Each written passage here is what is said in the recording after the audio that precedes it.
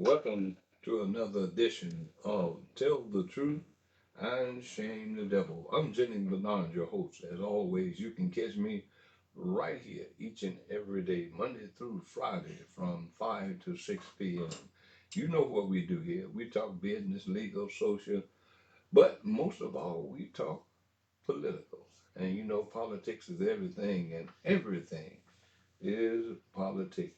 Welcome in. Welcome in. We ask, as always, that you subscribe to this Facebook page and tell a friend to tell a friend to subscribe as well. We appreciate you. You also can go to the website, which is memphisrealtalk.com. Memphisrealtalk.com, and you can see what we are doing and what we hope to do come 2026 if we are here, and hope and pray that each and every one of us are here to see the new year. We're going to talk a little bit about that, but we're going to jump this thing off and start talking about something that everybody is talking about. And I pulled up some statistics as it relates to the Powerball and Mega Million. And they said it was 200% out of one, 200 out of one. One out of the 200 million people will have the chance to win the Powerball. So what I did, I started watching and studying the Powerball situation and where the Powerball lands, who will get it when it's won. And most of all, this like small little, as I call Mayberry town, whether it's in California, whether it's in Missouri, whether it's in Florida, Texas. It seemed to be these real small towns. Now we are in the area of what I call the AI system. And if you can figure a lot of things out using the AI system, y'all follow me now. Why couldn't they figure out where the place the Powerball or Mega Million winner? And just look at some of the, just a few of them that I looked up, and they gave me statistics. Uh, if we go back, and matter of fact, Tennessee is in one of these categories here. When they go and talk about at least four small towns have been home to a single ticket or a shared billionaire, $1 billion plus winners, small town generally considered as relates to term, but these locations have population significantly lower than metropolitan area. The town that has sold $1 billion ticket winner include Memphis, Tennessee, here in Memphis, not here in Tennessee, where I used to pastor in Memphis, Tennessee.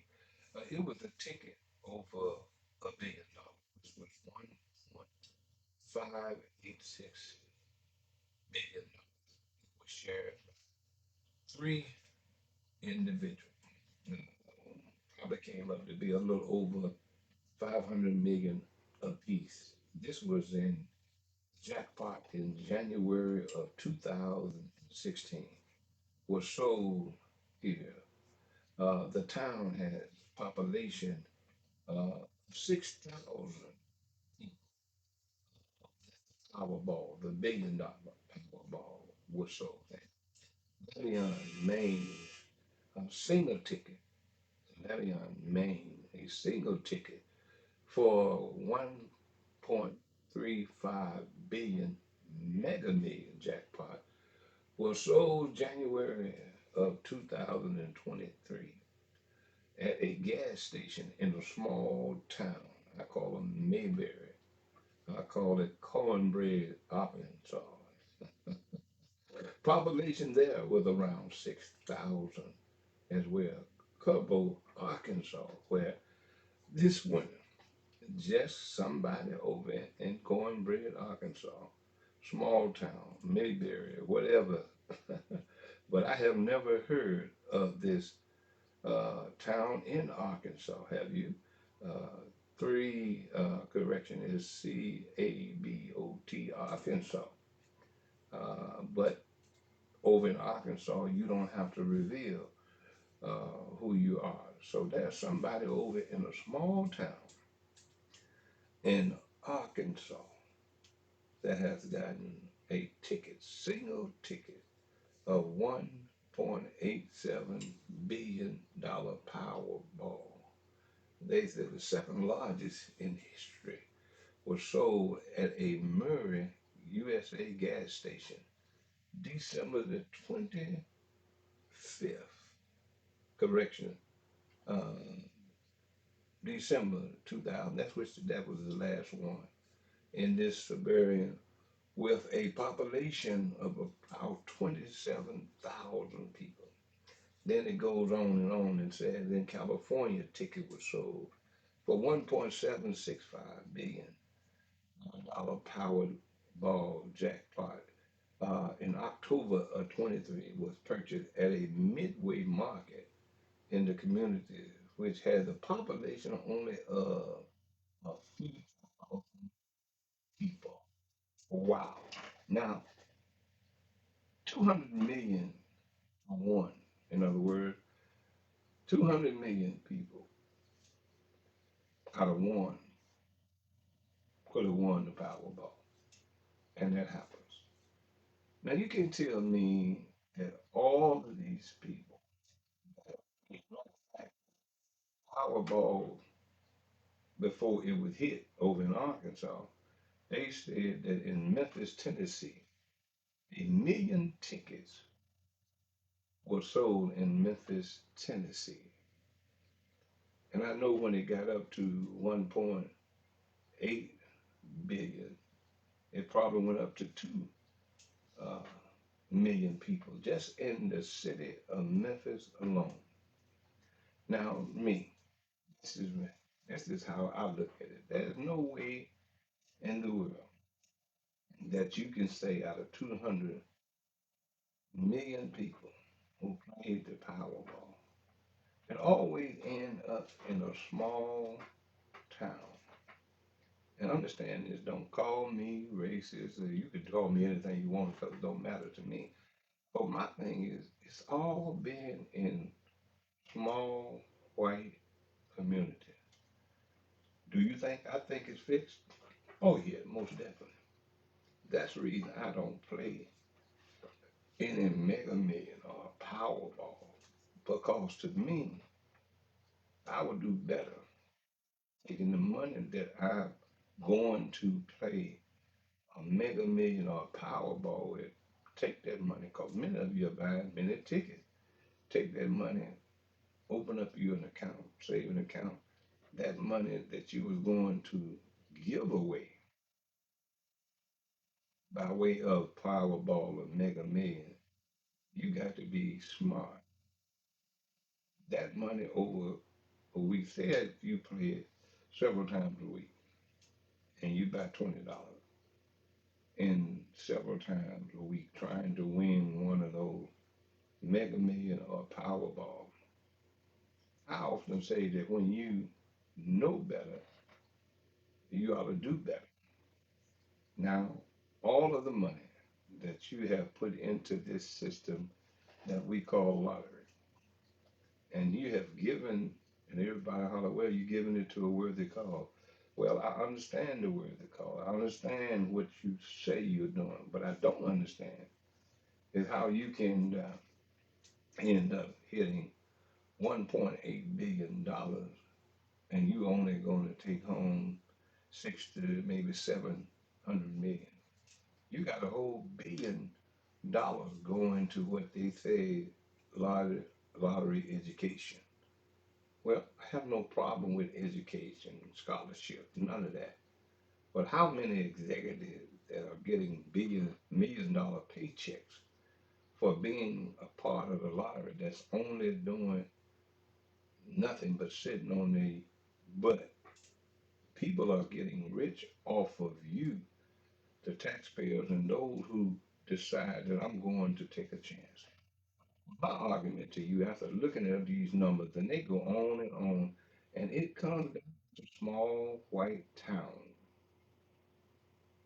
that end up getting these $1 billion jackpots.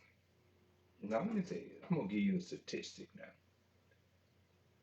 I'm going to give you something that I'm thinking that most people think that control is not. Now, here they are. They're saying Memphis is the most violent city in America. Now, if you're sitting down there and you can control this lottery, if Memphis is the most violent city in America, would you, with a predominant black community, y'all follow me now, would you want to put $1.8 billion in a city or someone within the city, which the community is predominantly African American, put $1 billion in the hand of individuals that race being the most violent city in America? But guess what? You jumped all over Tennessee. One person, to my recollection, and this statistic that I'm looking at, have ever won the $1 billion in the state in Memphis. Why? So I am a sort of a conspiracy theorist. I believe that every day there is a conspiracy going on. There's conspiracy as it relates to local politics, national politics. There are conspiracies when people with high paying contributions select individuals for a certain reason to get in and do what our local politicians are doing. To me, that's some type of conspiracy. When I look at these jackpots and these Powerballs and the location of where they are, my opinion alone, this is just my opinion, it's not worth you spending and losing money that you could have put into the bank. And understand this, I said when you know better, you're supposed to do better. All I am is an instrument to your consciousness. And I'm trying to wake it up politically, socially, mentally, to let you know that a lot of conspiracy is happening to you in this city, in this state, in America as a whole, rich off of you because you don't know any better. I just wanted to wake you up for a minute and think about it. And if you think I'm not telling you the truth, Google it or whatever chat you have and ask the question. You'll find out when you form a question that's based on the database. Because I got deeper than that. I started asking them to give me the racial uh, makeup of how many blacks, how many white have won these. What if came back and told me that the data has not been put in based on race? It's okay. So it goes to show you that in control by individuals who put the data into the supercomputers. Basically, they want you to know what they want you to know. And so you got to think outside of the chat or the AI. You got to be smarter than the people who are putting the information in to dumb you down. Now, when you ask the critical question, they'll say, "Oh, that's not in our data." You got everything else related to Powerball, lottery, or anything else. Why haven't you put the makeup of what race of people per Powerball and Mega Million, billionaire. How many have won it outright? Like this one individual over in Arkansas. One person out of 200 million. One person. The odds are that that one person over in Cornbread, Arkansas, that's I'm using that Mayberry, Arkansas, that small town with only 27,000 people, one person end up winning. I believe it's a conspiracy. I believe that they put that information in there that they want you to know. They don't want you to ask a certain question. So therefore, you can put all the information in, and they can give you the results. As I said, I'm seeing right here.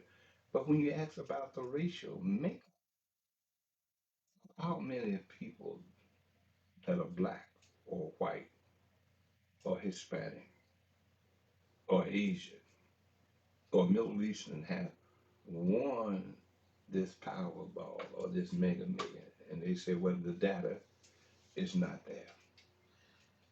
All I can do is just put it out there. If it don't do nothing but make you think for a minute, you would be better opening up a bank account. If you plan it regular, if you plan $60 a week into that, if you play $100 a week, what would you do if you put that into a savings account for yourself, for your family? It's time for people in general. It's just not affecting black people, but white people and everybody else. 200 million of you that play this. There's something got to be wrong with this system. And ladies and gentlemen, always when I get to talking like this to you, it seems like I always have interruption, but I'm still going. It shut down for a minute, but it came back up. But let's move on. It's something for you to think about. As we go into 2026, I want to ask you the question. You make, this is my New Year's resolution. How many of you actually keep up with what you say you're going to do? Some say, I'm going to lose weight. Some say, I'm going to exercise more. Some say, I'm going to save more money in the bank for a rainy day. How many of you really live up to what you say you're going to do? Some have started out, myself included, have started out over the past years and said, I'm going to do this. But when I got over into the new year, there was always something that took me in another direction.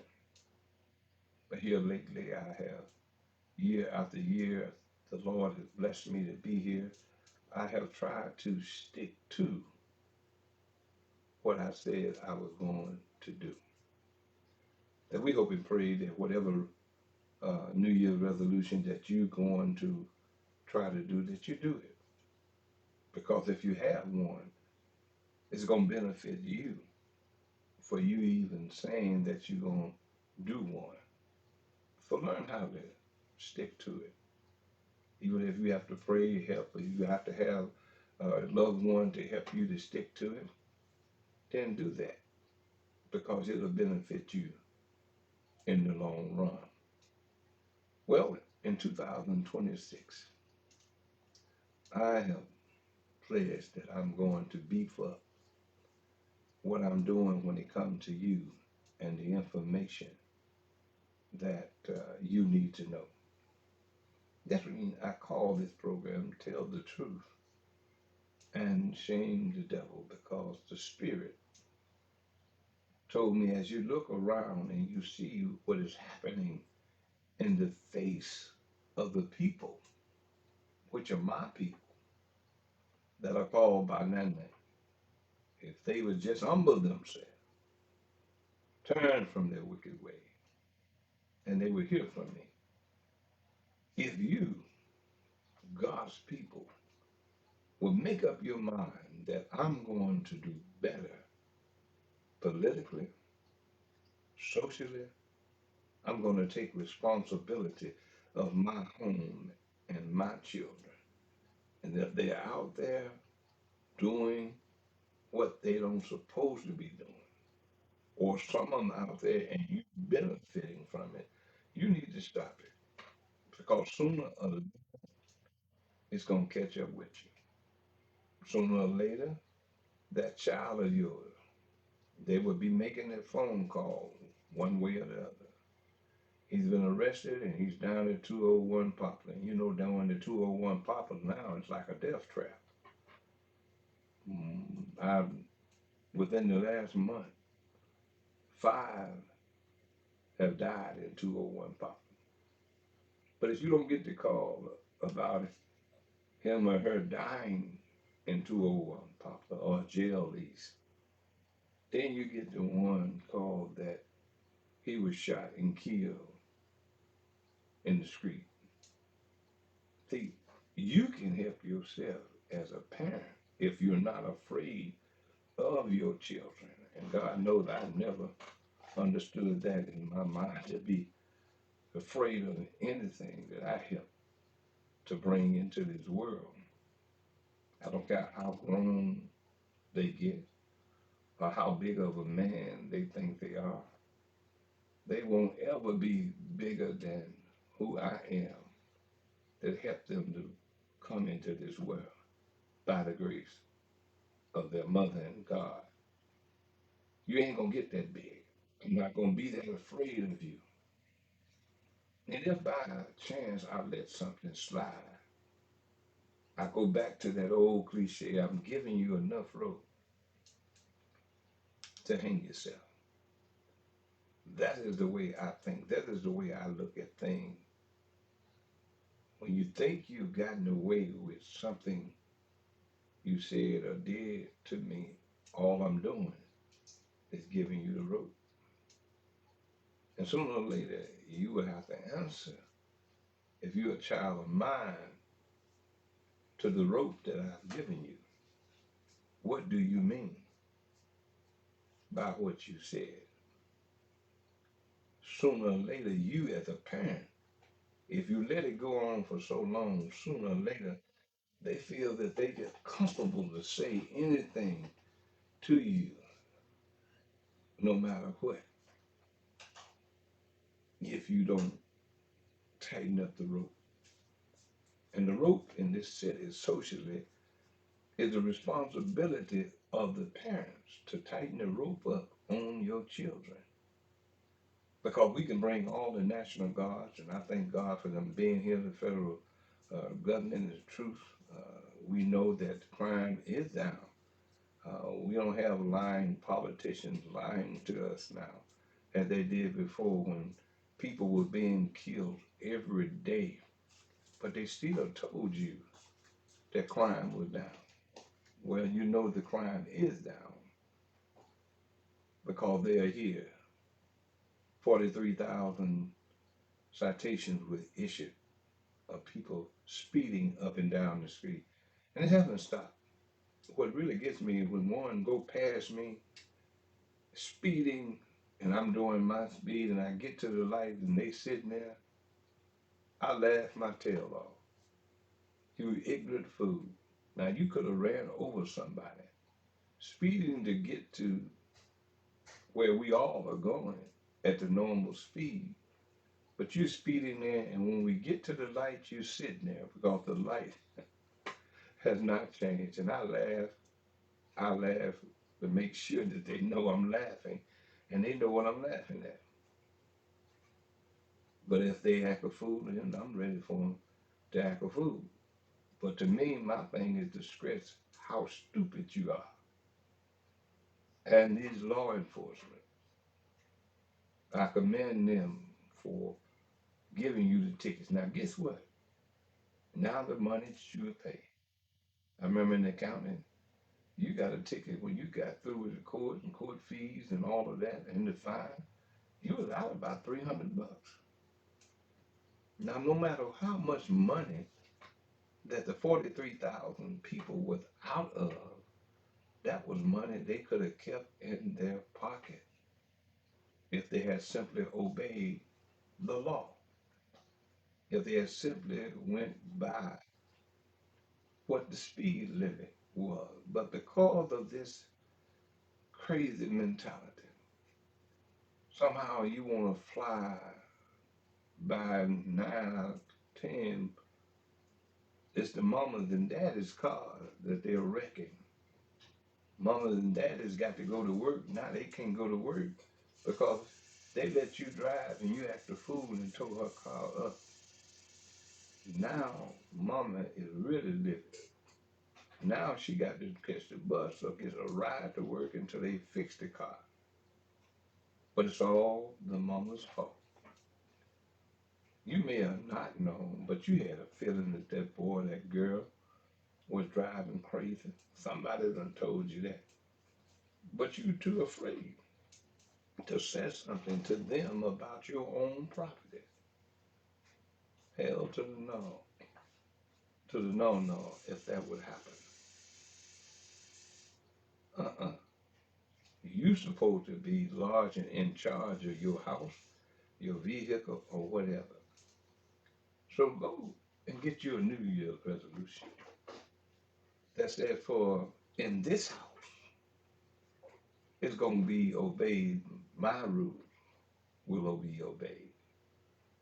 But if you're afraid, like most of you are, that most of senior mothers are, if the boys, and I've seen so many videos when I look in boys telling, you ain't gonna do nothing to me.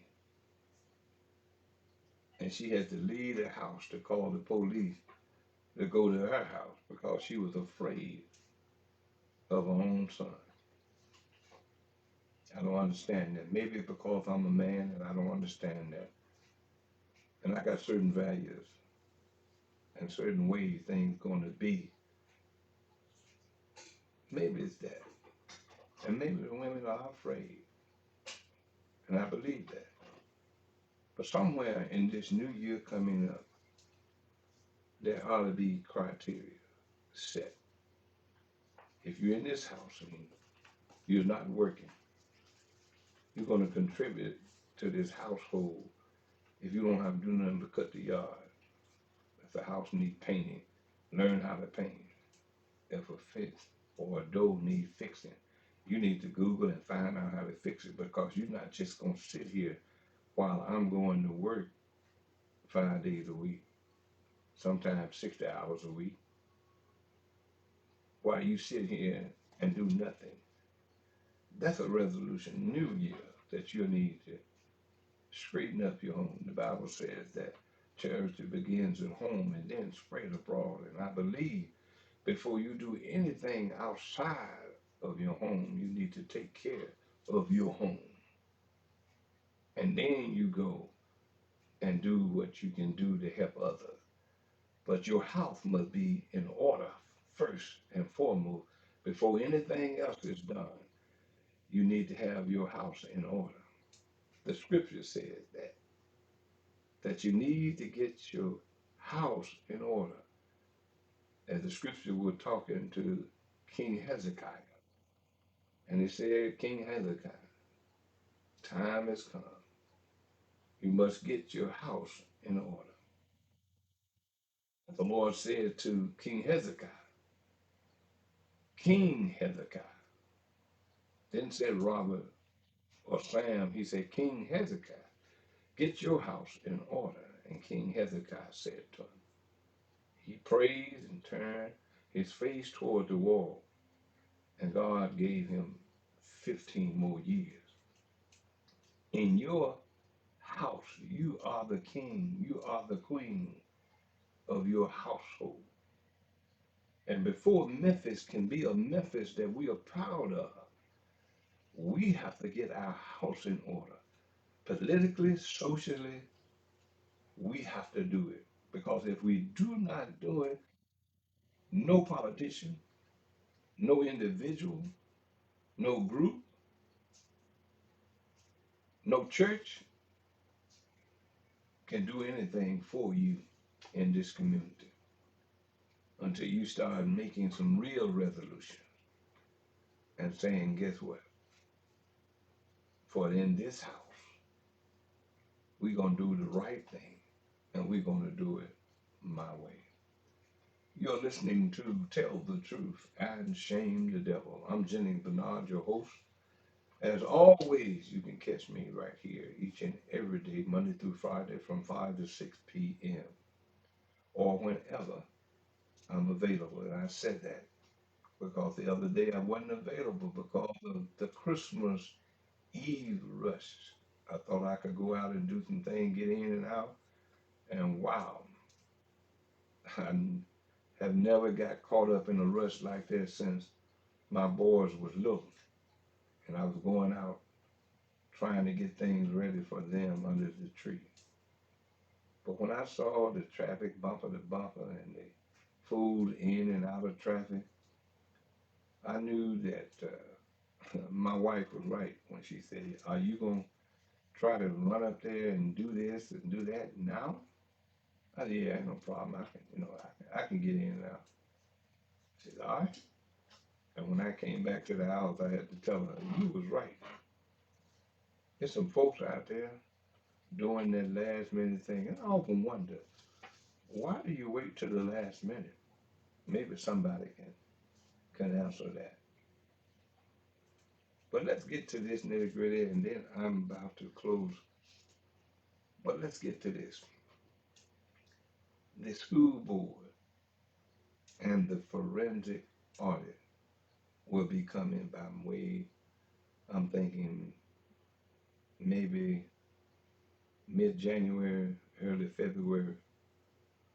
We will find out from the $8 million forensic audit what actually occurred with the misfunction, the down function of the school board.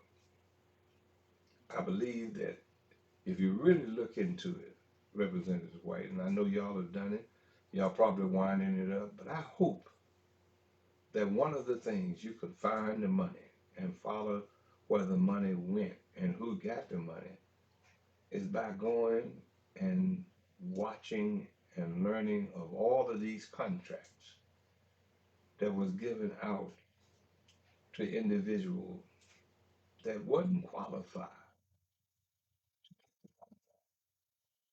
that it was a lot of nepotism and favoritism and people getting contracts. And people, y'all can believe this or not, but people who helped them to get the contract, in my opinion, are getting a cut. We're talking millions of dollars for an individual to sit up and approve certain people to end up getting contracts. Look in there, and you will see why more money is going out in contracts, in my opinion, than actually helping the kids to read, write, and arithmetic. You had $11 million going out for a program that was supposed to be helping the children to tutor them, but they still can't pass the basic skill test. That tells me it was more about money for those getting the contract than it was important enough to make sure that the children could read, write, and do the arithmetic, the basic skill test. And then when they thought that they wasn't going to get the contract again, when Superintendent Dr. Marie Fagan was there, then all hell broke loose. Threats were made to her and toward her. And you got people who sit up there and had the nerve to tell her, I'm talking about J.B. Smiley, that was said that you don't do anything unless you come by me first. Now, who do he think he is? And and follow him. He's leading in money donation. Watch the money to these people that's going to be running for county mayor. Watch the money. And you as the people, we have a campaign. And we're just gonna have to call them out. You're gonna have to do it like they used to do old school back in the day. We have to call them out and say, hey, you can't win. We want you to pull out. So we can get someone in here that can actually help Shelby County. Shelby County, you know, $43 million in the hole. They got to take from Peter to pay Paul. And no business, no government should be run. People say it all the time. Well, we do it all the time to run government. But think about this. The taxes you take in within a year, what if we didn't give all these grants out? What if we didn't come up with these stupid tail projects and the money from the tax base stay into the county? But the reason they don't do it that way is because they want to increase your taxes to get more money, in my opinion, for them to steal money. If you don't think that some money been stolen in the city of $77.7 million, then I got some swamp land down in Florida. I can sell you real cheap. If you don't think some money been stolen when it come down to the county because you got a deficit, you can't pay your bills when you've been given the budget to pay your bills, and you talking about you short, what happened to the money, ladies and gentlemen? We're gonna have to address this. We're gonna have to go at it 100% when it comes to the elected people we elect next year. I'm gonna be talking. I'm gonna be researching, finding out information, and when it's all said and done, when it's over, those who gonna stay in the race gonna stay in the race. But those who can withdraw, get out, and when we finally got to count, then we gonna get the financial and find out where the money is. And when you see the money of people giving Paul Young $1.5 million, and look where we are now under his leadership. It was a purpose, not a solution. It was a purpose for him being in City Hall, not a solution for him being in City Hall. And you see where we are now. Ladies and gentlemen, I'm just a messenger. Don't care whether you like me or not. I'm going to continue to bring the message because I stand for truth.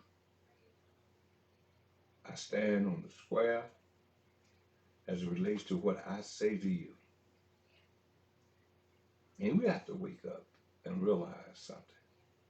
Until we start taking care of ourselves, we're going to forever be in the situation that we're in. I said to you, not on yesterday, but on Christmas Eve, I said to you that the door is open right now for you to have an opportunity to change the course of your life.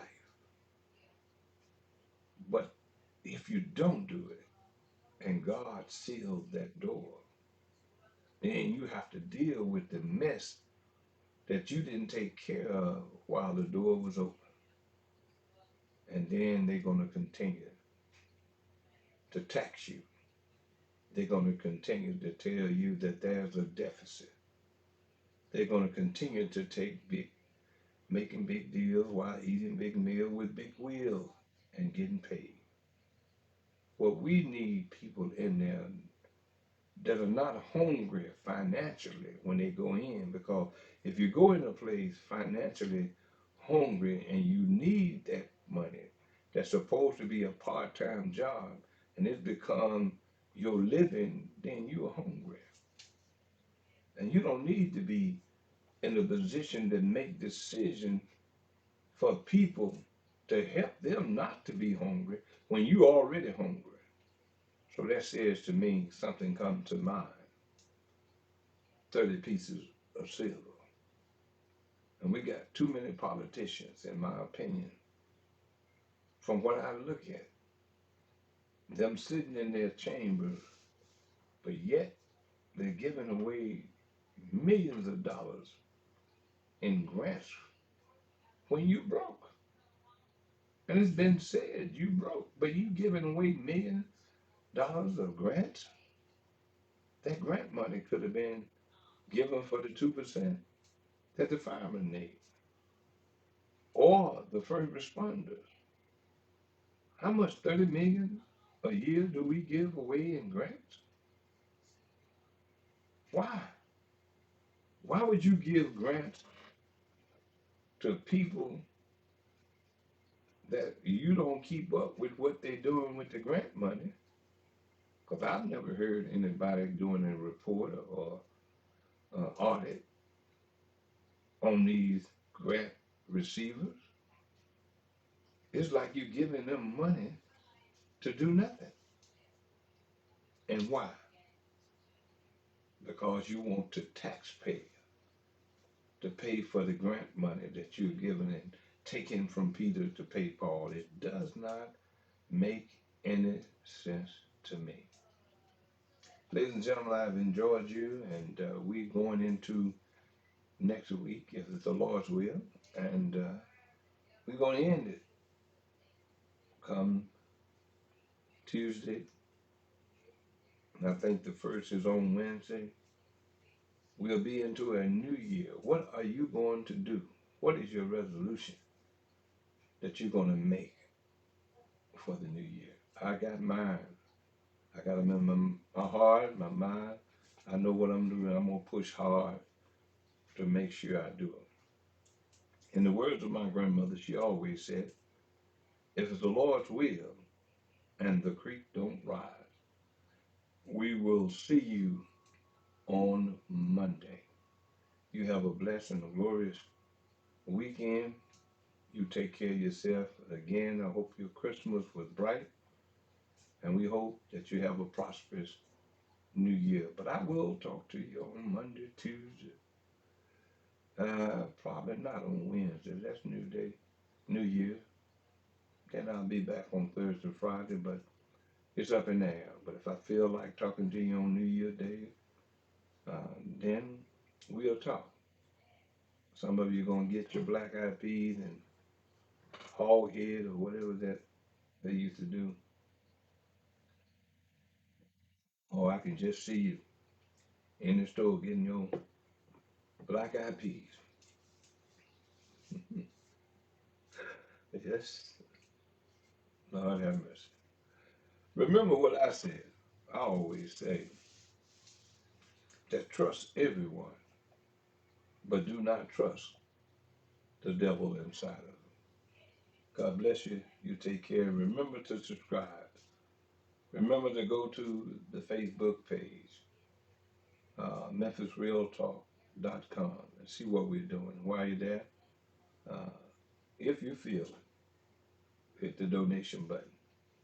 We also have these broadcasts on YouTube, where you can catch it on Spotify, on X.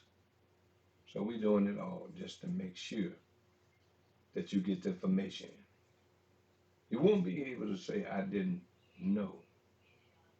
And as we get the list, we start calling the individual to come on the show to talk to you, and they don't want to do it, then I would just simply say that person is not worthy of your consideration. Because you want to go somewhere where it's light and easy. It's not light and easy here because we're going to find out real quick who you are if you come on this program. We're going to find out what you're about, and we're going to find out who's supporting you.